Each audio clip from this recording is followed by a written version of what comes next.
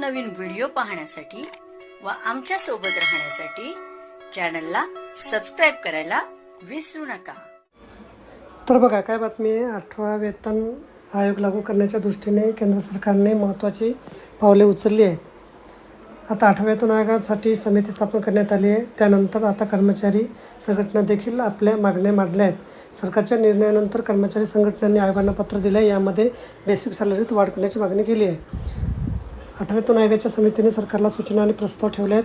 भारतीय प्रतिरक्षा मजदूर संघाने आपले मागणीपत्र सादर केले आहे। या मागणीपत्रात सरकारी कर्मचाऱ्यांच्या मूळ वेतनात बदल करण्याची मागणी करण्यात आली आहे। कर्मचारी संघटनेच्या मते सरकारी कर्मचाऱ्यांचं मूळ वेतन 72,000 रुपयापर्यंत वाढवलं पाहिजे।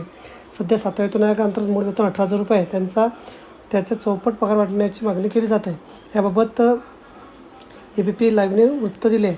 मीडिया रिपोर्टनुसार सरकारी कर्मचाऱ्यांच्या प्रस्तावात आर्थिक परिस्थिती आणि कर्मचाऱ्यांच्या गरजा विचारात घेतल्या जातात। त्यानंतर एक रक्कम निश्चित केल्याचा प्रयत्न केला आहे। PBMSच्या म्हणण्यानुसार जर हा बदल स्वीकारला गेला तर नवीन रुजू झालेल्या कर्मचाऱ्यांना फायदा होणार आहे। कर्मचारी संघटनांच्या मते सध्याची फिटमेंट फॅक्टर 2.57 वरून 4.0 पर्यंत वाढवला जावा। यावर बेसिक सॅलरी वाढणार आहे। जर फिटमेंट फॅक्टर 4.0 पर्यंत वाढवला तर कर्मचाऱ्यांचा पगार चांगला वाढणार आहे। युनियनच्या म्हणण्यानुसार मागे भत्ता योग्य पद्धतीने निश्चित केला जावा, जेणेकरून कर्मचाऱ्यांना फायदा होईल। तर बघा, अशा प्रकारे अत्यंत महत्त्वाची माहिती समजली असेल। व्हिडिओ सुद्धा आवडला असेल तर लाईक करा आणि शेअर करायला विसरू नका। धन्यवाद।